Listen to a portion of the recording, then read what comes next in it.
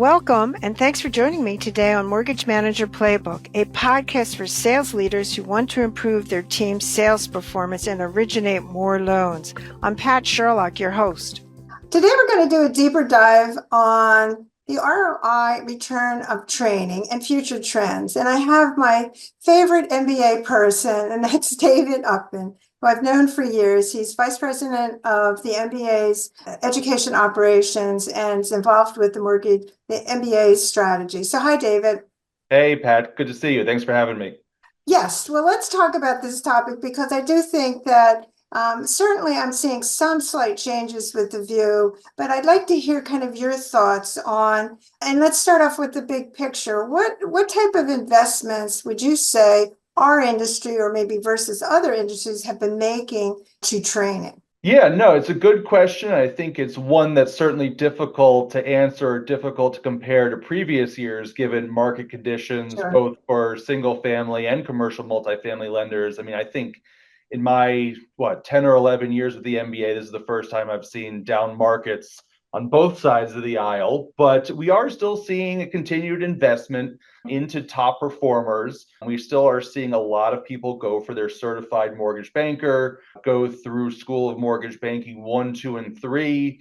Our Future Leaders program remains near sold out or even above sold out capacity. So I am seeing kind of those top flight high performers continue to be invested in or invest in themselves.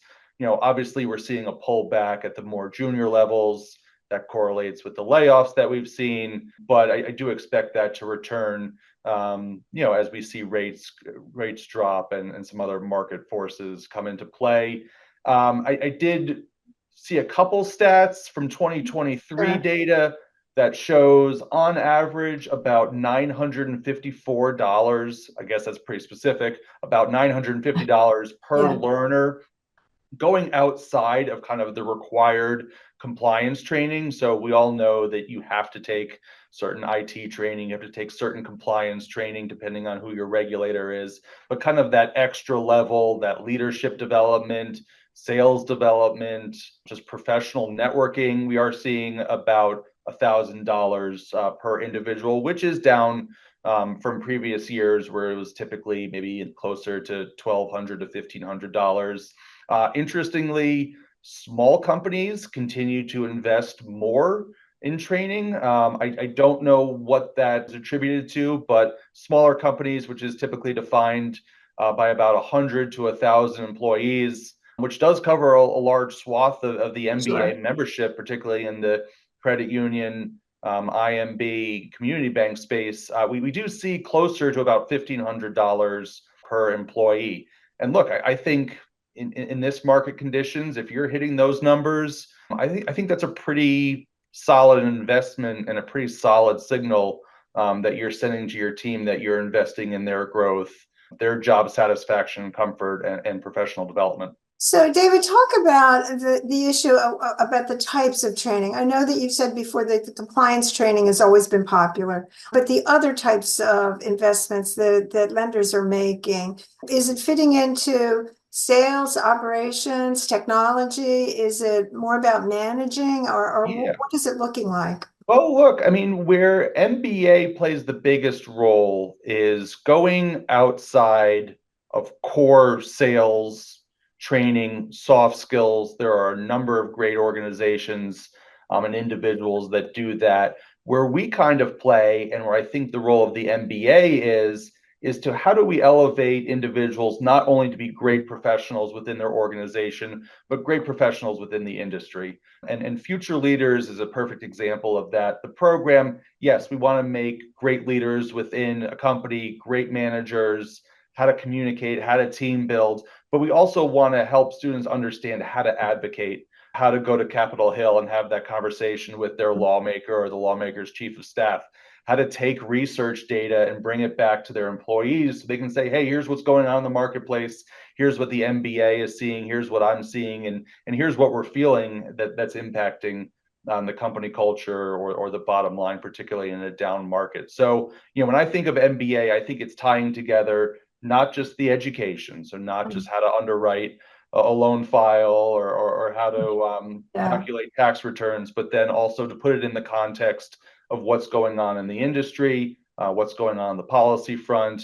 And we do make a really concerted effort to bring in policy staff, whether that's from the commercial multifamily or the single family team or Bill Kilmer's lobbyists, Mike Fratantoni's research team, to kind of tie in the data, the policy, the advocacy, along with the education. So I think that's incredibly critical.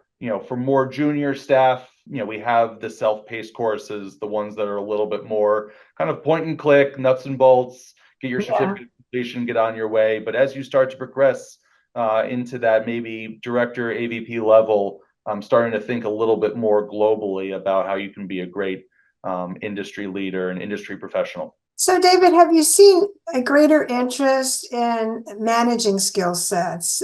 Has there been more of a recognition by lenders that to manage in difficult markets, you have to have a skill set? And Yeah, I don't know if I've seen it. I hope it's there. MBA is here to offer that service if the company recognizes a need. We actually just partnered with a pretty high-powered executive coaching firm called the Fast Forward Group to provide exactly what you just described, Right. core management skills, knowing that look, in any organization, people get promoted that may not be ready. They may be high performers, high flyers as originators, but when it comes time to explaining how to do the business and how to succeed, maybe they fall short. So we've partnered with the Fast Forward Group, which has over 50 executive coaches, all of them certified coaches, and it really created a low price package that includes 5 coaching sessions, a one-on-one with the coaching expert, and a bunch of additional resources to really lower the cost of that executive training and make it easier, because that's the training that's kind of hard to convince yourself to do, right? And hard to commit to. And it does create stickier conversations. Employees who are being recommended for the training may start to be a little bit what's the word, pessimistic, or why am I being picked? Is this a job performance issue? When really a lot of times when you're being invested in, it's because there's a bright future for you in the organization. So definitely encourage lenders and members to check out what we have with Fast Forward Group. But there's a whole industry out there of executive coaching that I think is underutilized, underappreciated, and definitely encourage the industry to take advantage of it. So is there more of an interest also in the fintech world? In other words, that training on how to use technology? Because as I've mentioned to you many times, that I do see a disconnect between even how to use the technology when you're talking about the field level positions, that they really don't, the basics, even getting on a Zoom. I've had classes where that's really hard to get them. Yeah, no, it's a good point. And look, I've seen people who were employed throughout the pandemic that have been in the industry for 20 plus years, and MBA employees who still struggle to get on Zoom calls and get the meeting kicked off. So no, it's a point well taken, and something that we should probably do more of. But certainly, kind of in the fintech, the AI space, definitely doing more programming. I think we've done about 6 or 7 webinars this year alone, specific to servicing, underwriting, processing, origination, on how you can begin to use AI. And I do think we are getting to the point where we need to just have practical training on, here are the prompts, here's what you should be doing, here's what's free, here's what's not free if you want to use an investment. But there's also a lot of conversations going around at the committee level. So, stepping outside of just core education, make sure you're joining any MBA committees, because that's where the conversations are being had about what members are doing, what are some of the challenges, the compliance risks that come along with AI and some of those emerging technologies, which I think we don't even still know the full scope of at this point. But again, it's kind of tying it back to all of the things that MBA has to offer: education, advocacy, and bringing it all home together. So, David, have you seen, when you've looked over the more difficult last couple of years, is there more interest in remote or actually instructor led, or what is that looking like? I think The need for instructor-led has remained consistent throughout Mhm. COVID. It feels like we've had COVID. Maybe we had about a 6-month window of kind of normalcy, and then we kind of slid into the more difficult times. So hard to really say what's normal at this point. But instructor-led is still the premier training. That's the one that members crave. The question is whether members are willing to spend those travel dollars and have the staff outside of the office for multiple days, which I totally get. What I am seeing, and using School of Mortgage Banking 1, 2, and 3 as an example, I'm Mhm. seeing a lot of member companies saying, hey, we'll do the virtual online version of School 1 and 2. And then if you're ready for School 3 and you've shown that you can pass the test and you've got that aptitude and that desire to learn, will pay for the staff travel to go to School 3. So I am seeing a little bit more curtailing on the travel front for more of the basic fundamentals training. And then as you get into kind of more of the meatier management training, leadership training, again, future leaders, School of Mortgage Banking 3, that's where I'm still seeing a strong desire to be in person. And look, that also just means the networking opportunities, right? Mhm. Sure. Someone who goes to School of Mortgage Banking 1, they may be 0 to 3 years in the industry. They may, be, kind of an entry level underwriter, but as they're moving up to School 3, you're starting to get into that director AVP level. And that's where they really want to hear from others, see others, meet others, and do that kind of proverbial exchange of business cards. So a little bit of a mixed bag. I do think virtual it's here to stay, and I think that's an okay thing. MBA has worked hard to make the Zoom experience as interactive as possible. You can only go so far, but it's here to stay.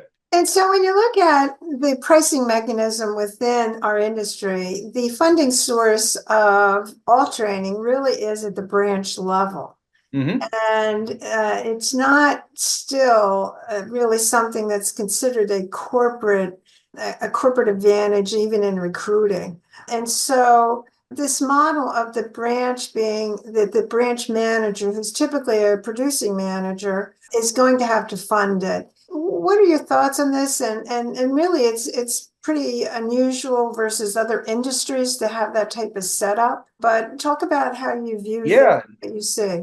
no, it's a good point, and we've moved towards a bunch of different packages, mainly our Education Advantage, which is priced either it can be priced at the branch level in terms of the volume, number of employees. So not all branches are created equal. It Sure. can be priced at the company dues level. So the higher dues, the higher the price, and that's kind of our measurement for the number of employees. So we have created ways that branches, that companies, that regions, depending on what the structure is, can write that one check and know that that's their investment for the year. And then the students receive, what's in essence unlimited access to the library of self-study courses, which includes the compliance training. So you're checking that box. Mhm. And it includes the certifications and designations, the schools of mortgage banking. So kind of everything that's underneath the umbrella, by and large, with some exclusions, but most things that are underneath the education umbrella. So the individual isn't having to dip into their pockets or make that budget request, or you can kind of track your training spend and your bottom line a little bit easier. So we definitely have heard that, we've seen that, and want to make sure we're able to treat the branches like their own mini company. Which would be smart. So talk about the issue of the skin in the game. I certainly hear lenders talking Uh-huh. about that they want the employee to have skin in the game, and therefore they're hesitant to make the investment. I mean, this is the conversations I have, versus if I do invest in them and someone else recruits them, then I've Mm. just wasted my training dollars. And I'm sure you've heard that one. Mm-hmm. Yeah, at Is some part point. of the reason why we see some companies shy away from in person. I think maybe they're a little skittish about Mhm. the other networking that comes along, job poaching, or Yeah. people seeing the grass is greener. I don't have much to offer in that realm, but when I think of skin in the game, I do think of the option of having employees commit some of their own personal dollars to the investment in training. And just for an example, School of Mortgage Banking one is around $1,600, $1,800 for one registration. I don't think it's crazy to ask the individual to put up, maybe 250 of their own dollars to make sure that they understand what the commitment is, what the effort is. I mean, we are very good about tracking progress and completions. So we are able to provide that certificate of completion. So you as the manager know that you didn't just spend $1,800 for somebody not to take the final exam. The final exams, they're rigorous, they're very fair. So we want to make sure students are passing, but we try to give as much confidence that the investment is being utilized for good and being taken advantage of. So is there been tracking on the performance of the companies that have made these investments versus companies, let's say, that haven't? I mean, that's always what it comes down to. What is the ROI on training? And any thoughts on that? Yeah. So, I mean, coincidentally, in this podcast or this interview, it's good timing because we just reviewed our Educator of the Year submissions. And this was particularly for residential member companies. And we had submissions from large banks, large credit unions, non-depositories, small community banks. So it really was a good snapshot on how members look at their ROI. I think the first thing that stood out to me is looking at it not just as training, but the program level. So looking at your school, and again, I keep using School of Mortgage Banking one as an example. Yeah. Looking at your School of Mortgage Banking one investment, understanding what you're spending in that program, and then doing a look back and being really bottom up about, are students a year later, are students better off after they took the course? Are they more comfortable with the job? Have they made more connections in the industry? You can kind of come up with what those KPIs and those measures are depending on the individual, but really look at it as an individual line item within the training budget. I think at a more macro level, looking at employee retention and turnover. So, is employee retention going up commensurate with your increase in training dollars, or inversely? Employee satisfaction. That MBA just went through our employee engagement survey, and a lot of it ties back to, you have the training that you need? Do you have the job resources, the information you need? So looking at employee satisfaction. And then, again, coming back to my point earlier, just about, are people taking advantage of what's available? So if you have this huge investment in training courses, some of it may not be required, and you're seeing one person take advantage of a lot, that's a sign of an engaged employee and someone who's committing themselves to the industry. So just kind of taking a look at employee and student behavior about what is being consumed. Are students starting the course and not completing it? I mean, I think that's a sign that you're maybe kind of serving up something that's not very appetizing. The students are kind of clicking through and saying, this is not for me. But so I would start there. So I would start, looking, again, very bottom up. What is your investment into particular programs? Is it paying off? Retention, turnover, satisfaction, engagement at more of the macro level. So have there been any results from this analysis of where, is there a differentiation in other industries? The better trained are also the better performing companies. And so yeah, you know what, I don't have the data at my fingertips, but I know there's a direct correlation, particularly in retention and job satisfaction, with the increase in training and the focus on training. And it's just, and you also need, and this is the hardest part, you need to give your employees the grace and the time and kind of that runway to take advantage of the training, because there's no worse feeling than employees feeling like, oh my goodness, I've got a 9 to 5, that it's actually more like 9 to 8, 9 to 9 p.m. and then I'm being asked to take this training.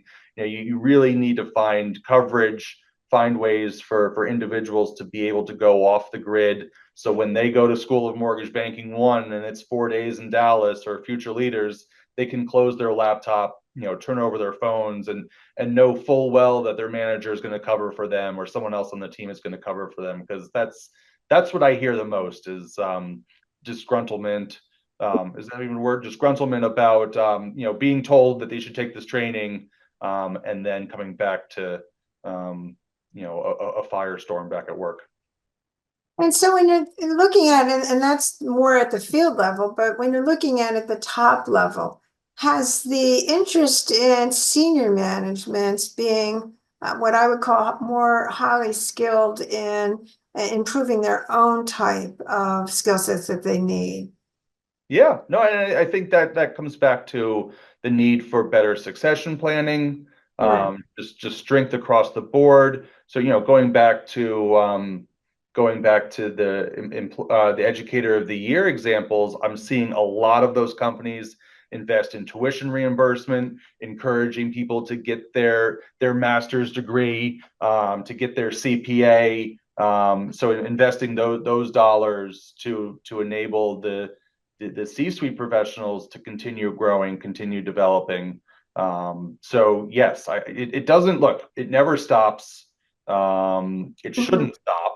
I think at some point it probably flips more to the onus of the individual as they progress up through their career. And I would, encourage organizations to not lose track of their leaders and the C-suite, because they can easily leave too. And you want to keep them around and make sure that succession planning, that institutional knowledge is strong. So continue to invest in them, whether it's through master's degrees, Mhm. attending of conferences, there's a whole variety of resources and options. So what type of programs do you have for the senior leaders?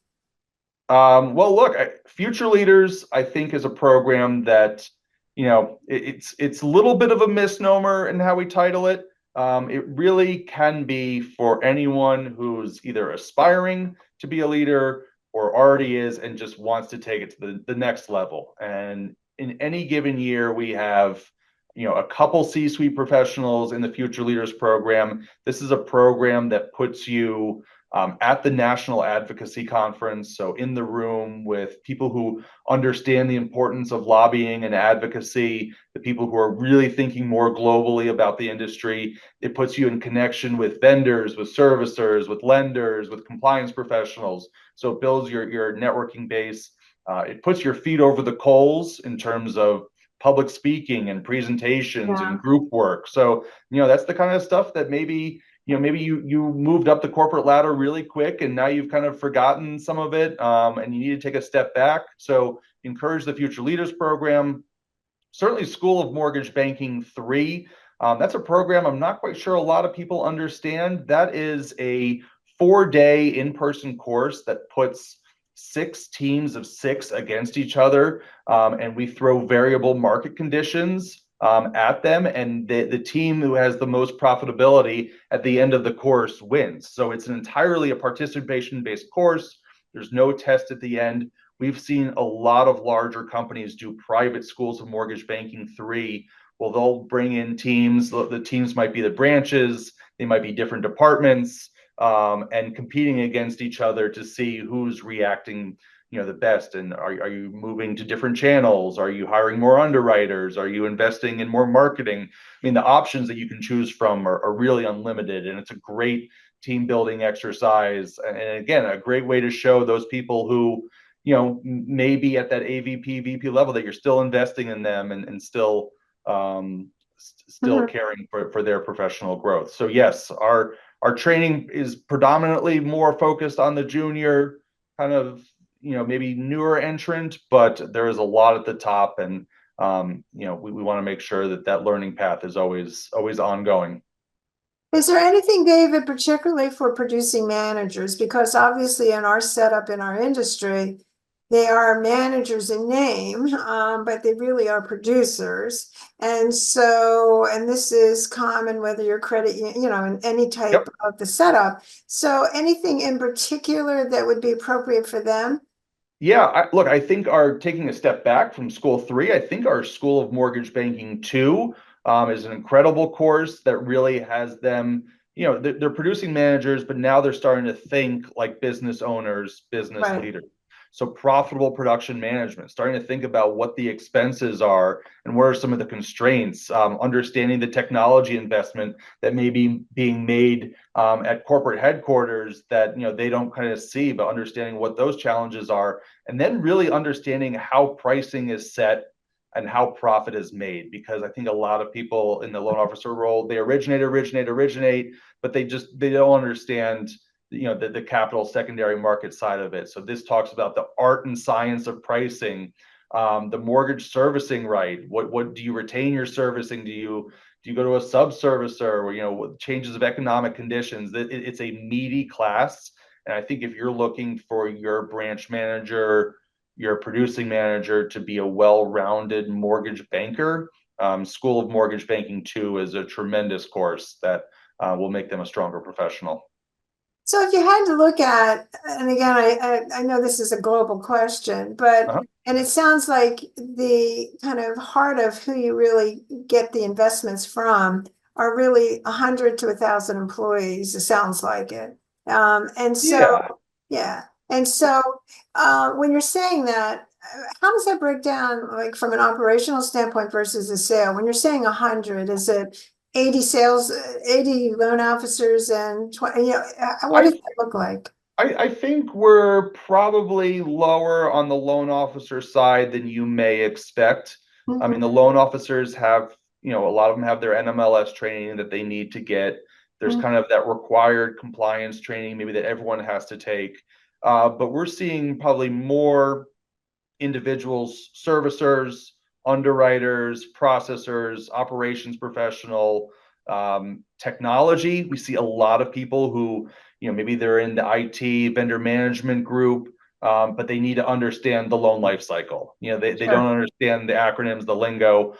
So we see a lot of that. We've had several private schools of mortgage banking, one just for IT professionals. The company would say, hey, I need my IT team to understand what the heck we're talking about, and why is this system important, and who's going to be using it, and how does it interact with other systems. So that's where we probably see most of our students come from. I would say as you start moving up in the world on the loan origination side and you become more of that branch manager, regional manager, then we start seeing them gravitate towards schools of mortgage banking, because I think then they recognize, like, oh, I need to understand the bigger picture. And we do have about 10 to 15 branch managers, loan officers get their CMB designation, the Certified Mortgage Banker designation, every year. And that makes my heart flutter, and that makes me smile that the loan officer, wants to prove that they understand the capital markets. They want to understand servicing. They understand compliance, and they're kind of putting it all together and piecing it all together. And that's really what we want, and that's who we want to nurture and in students. So let's talk about the future, and let's talk about some of the things that you're working on that would be appropriate for managers to think about.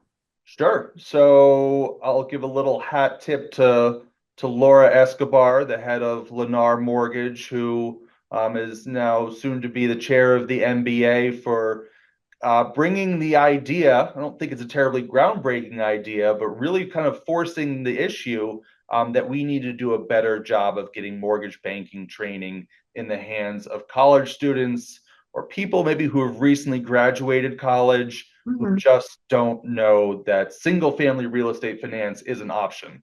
And that even within that, it doesn't just mean the loan officer that you interacted when you purchased your first home. It could mean being a servicer. It can mean being an underwriter, a technology professional. So we have kind of relaunched the Mortgage Banking Bound brand, and we have brought it to two schools, Barry University in Miami Shores, Florida, and Middle Tennessee State University, just south of Nashville in Murfreesboro. And we're also in conversations with a school in the Metro Dallas, Texas region, and then in the Metro Denver region.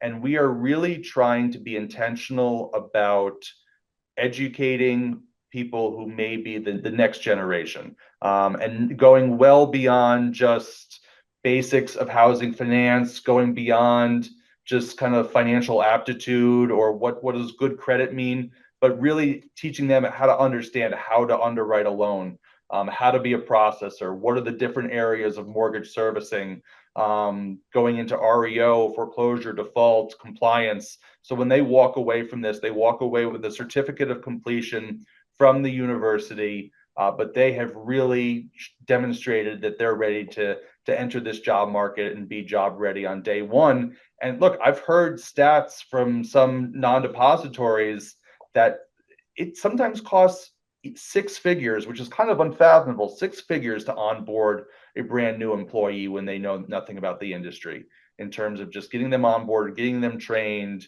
knowing that they're not going to be originating or servicing, right off the bat, any compliance related. So we're trying to lower the cost, lower the risk of onboarding someone who's new to the industry. And I think this industry for a long time has been reluctant to seek out new talent. So we're trying to change that narrative and get students excited about careers in mortgage banking.